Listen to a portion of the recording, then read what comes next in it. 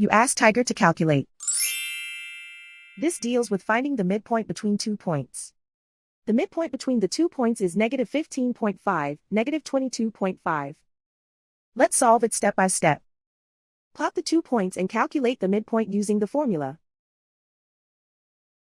The coordinates of point 1 are, x1 equals negative 66, y1 equals 21. The coordinates of point 2 are, x2 equals 35, y2 equals negative 66. PM represents the midpoint of the 2 points.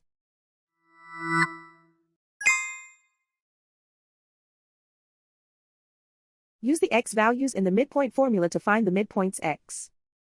x1 equals negative 66. x2 equals 35.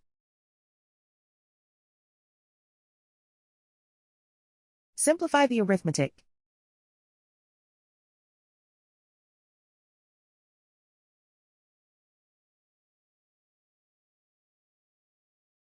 Use the y values in the midpoint formula to find the midpoints y.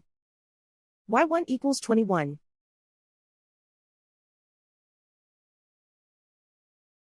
y2 equals negative 66. Simplify the arithmetic.